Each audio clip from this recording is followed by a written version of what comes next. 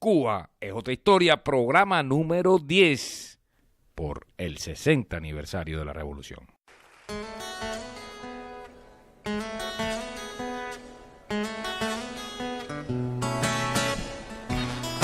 Cuando se vaya la luz minera, nos vamos a desnudar. Temprano tienes un canto, como la gente en el campo. Lo malo es que sin agua y sin ventilador acabaremos pegajosos y sudados como en un maratón. Cuando se vaya la luz minera, mi abuela va a comenzar a desatar su mal genio y hablarme mal del gobierno. Y mi abuelo que ñangara le va a ripotar que es culpa del imperialismo de la OPEP y del mercado mundial. Ay, harina blanca, alcánzame la vena, que otra vez me pierdo la telenovela. Cierra el Westinghouse que se descongela. Yo no sé qué haré con mi guitarra eléctrica. Quiero bailar con un mechero. Háblame de amores con farol. Quiero que me cantes un blues antes que vuelva la luz.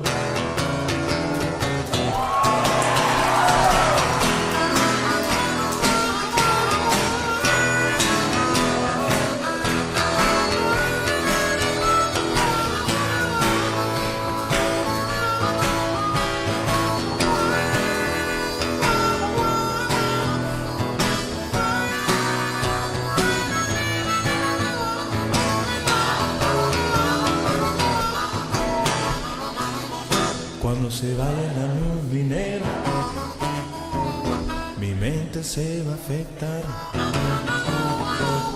Mi psique mal educada está muy electrificada y no puede pasar ninguna noche de Dios sin luminarias, sin video, sin la radio y sin la televisión. Cuando se vaya la luz minera, como terapia social, y pa' que no te caliente el coco por la corriente, sentados en la hoguera vamos a conversar las mismas cosas que hace tiempo volvió a hablar el hombre de Neandertal.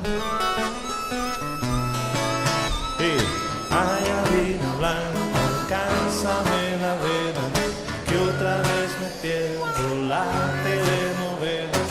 Cierra el Westinghouse que se descongela. Yo no sé qué haré con mi guitarra eléctrica. Quiero bailar con un mechero. Háblame de amores con farol. Quiero que me cantes un blues antes que vuelva. Ay, harina blanca, alcánzame la vela, que otra vez me pierdo la telenovela. Cierra el Westinghouse que se descongela. Yo no sé qué hacer con mi guitarra eléctrica. Quiero bailar con un mechero. Háblame de amores con farol. Quiero que me cantes un blues antes que vuelva. Quiero que me cantes un blues antes que vuelva la luz. Quiero que me cantes un blues antes que vuelva. Antes que venga la luz minera. Quiero que me cantes un blues antes que vuelva. Noche y día, noche y día.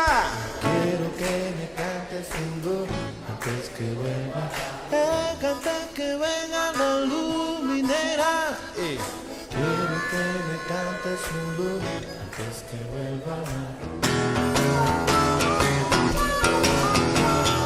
Quiero que me cantes un blues antes que vuelva la luz.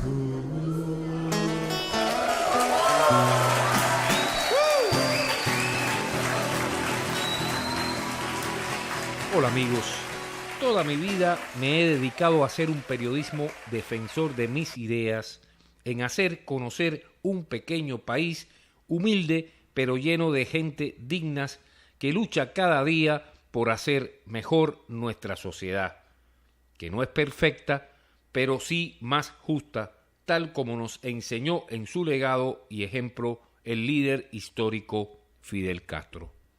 Bajo la frase de hacer y no decir, los revolucionarios de este momento estamos comprometidos con el continuar el camino de los que dieron la vida por una causa con la mayor justeza posible.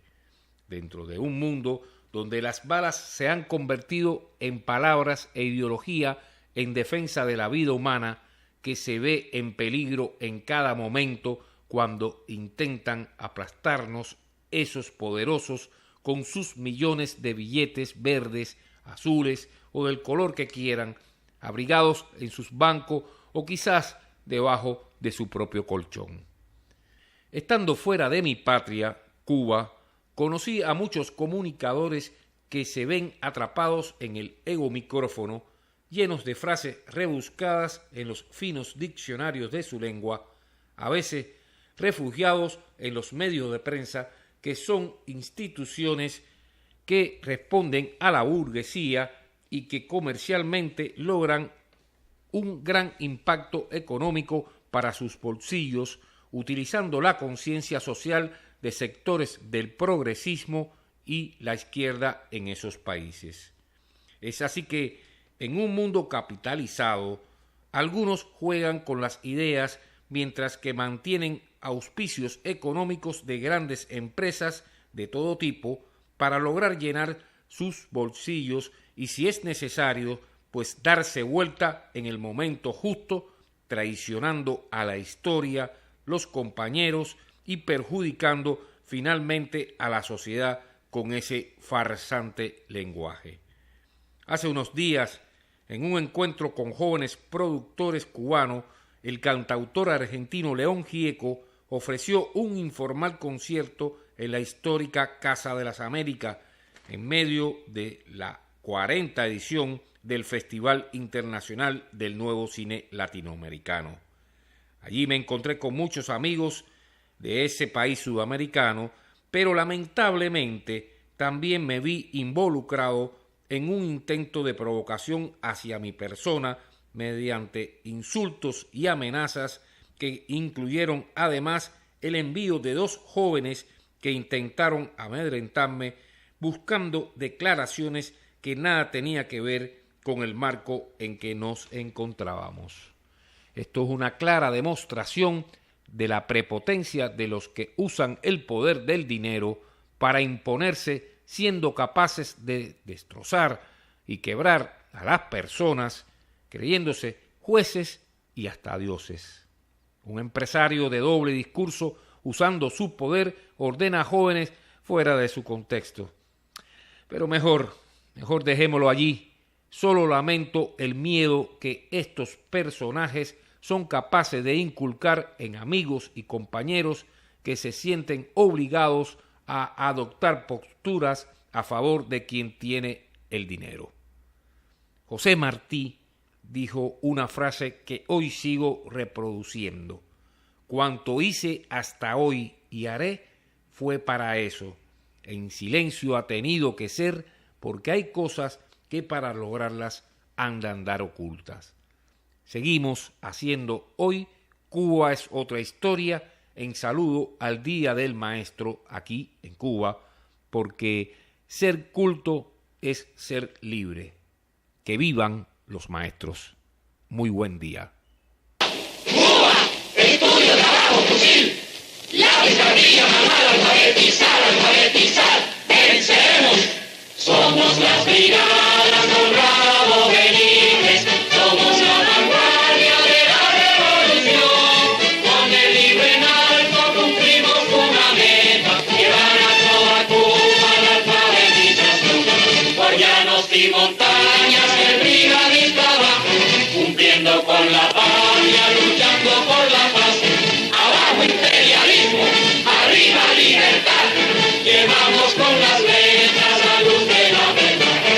unos amigos aquí en Cuba, es otra historia. Estamos acá desde el lugar, un lugar muy tranquilo.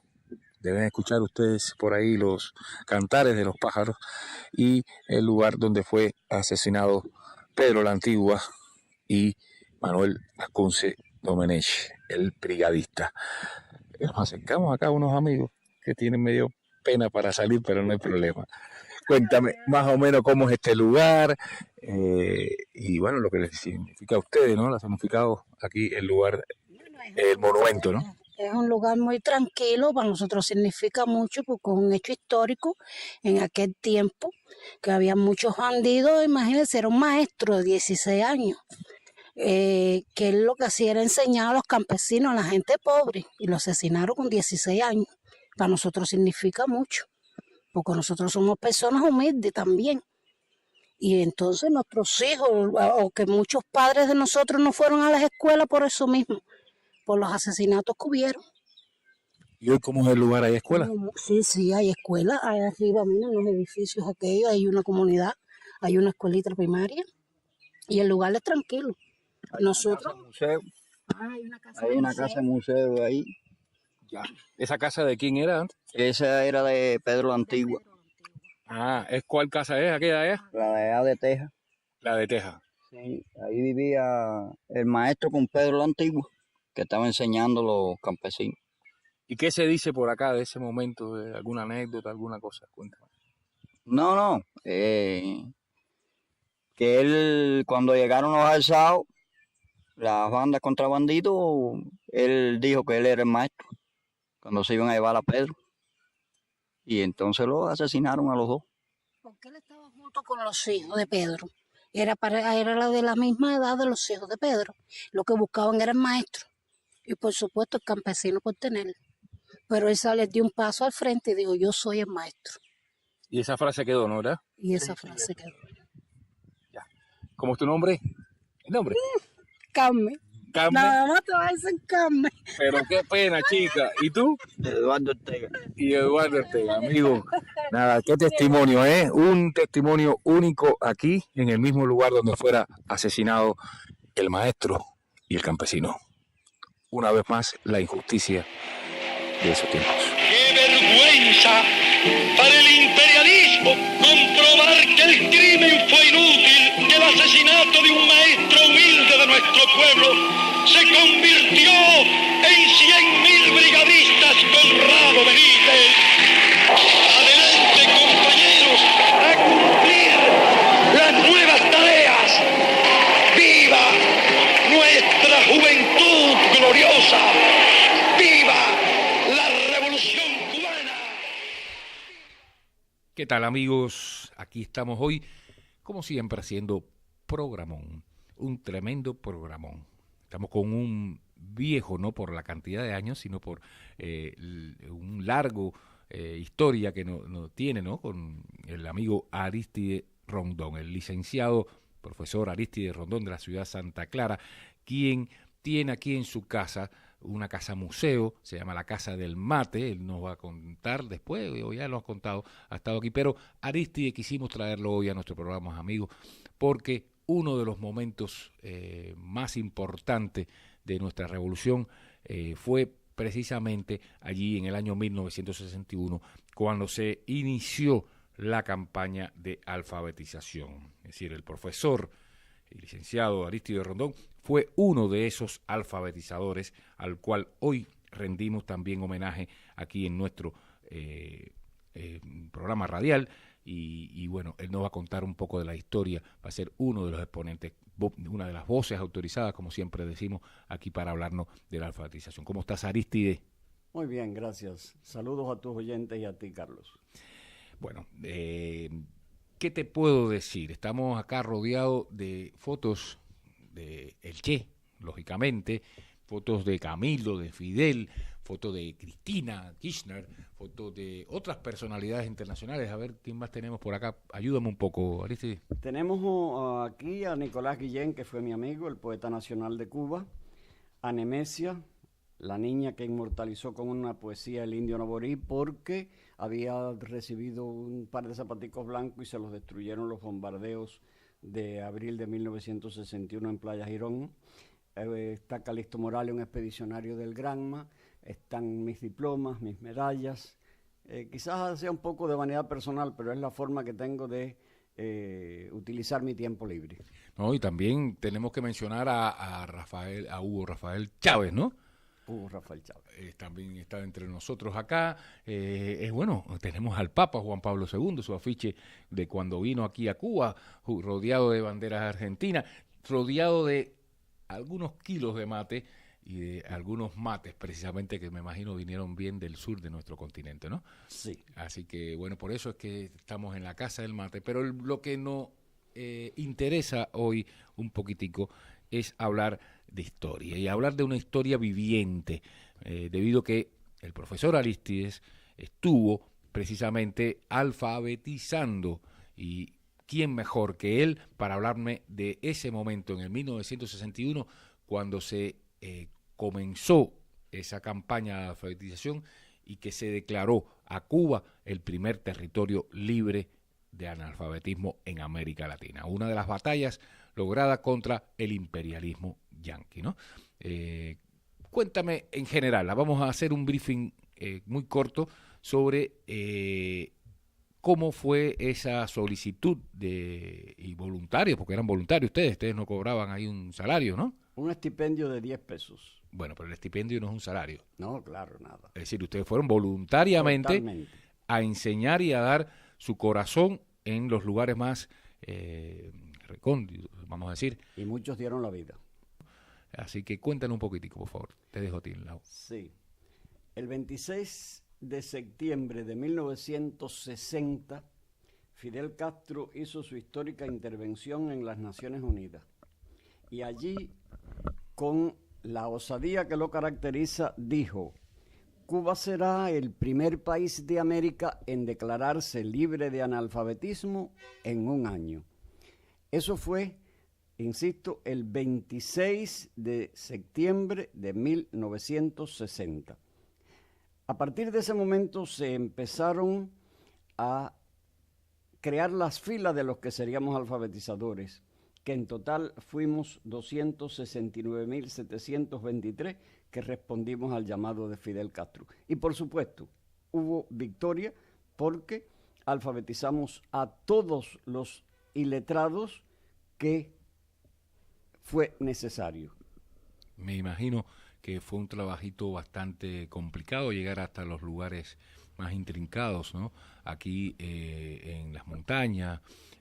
Además, teniendo recién la naciente Revolución Cubana, donde existía el enemigo, y ahí mismo todavía, ¿no? Porque había una serie de apoyo por parte de la CIA y de los Estados Unidos para poder alentar, ¿no?, al desorden y al terror ocasionado. Ustedes, los alfabetizadores, también vivieron ese terror, ¿no?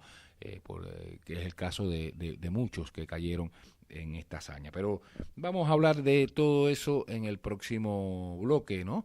Nos vas a contar ya más tu experiencia, Arístides, como alfabetizador. Nos vas a mostrar tu credencial que me mostraste en algún momento de la alfabetización, y otros objetos que te acompañan a ti aquí en este museo, en esta casa museo de la ciudad de Santa Clara. La ciudad de Santa Clara, decisiva esa ciudad, la ciudad cubana del Che Guevara, como lo hemos dicho. Amigos, volvemos en unos minutos para seguir haciendo historia con el historiador, valga la redundancia. En Cuba es otra historia. Ya volvemos. Cuba es otra historia, en blanco y negro. Hay muchos lugares que se conocen en la isla. Esos son los lugares emblemáticos. Nos habla Rafael Lan. El Templete es otro de los lugares emblemáticos y queridos de La Habana. Fue erigido hace 190 años, en 1828, en un pequeño templo muy vistoso de los edificios que rodean la Plaza de Armas. Fue un homenaje a la reina Josefa Amalia, esposa de Fernando II. Esta es la primera obra civil con que contó La Habana.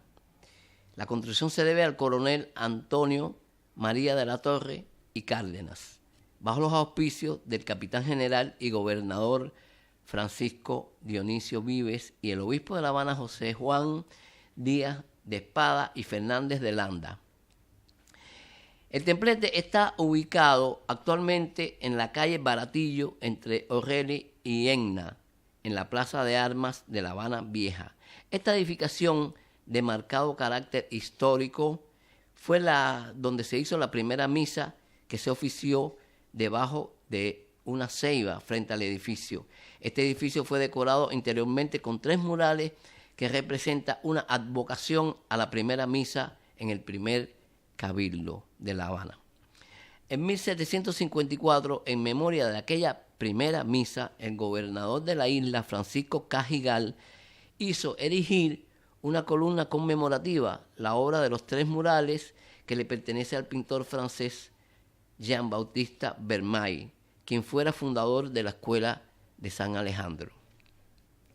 El templete resulta entre los símbolos de la ciudad de La Habana, una de las más hermosas y antiguas tradiciones de la isla, y la determinación del área que ocupó en principios la plaza y la vía de San Cristóbal de La Habana desde su fundación en la costa norte de 1519.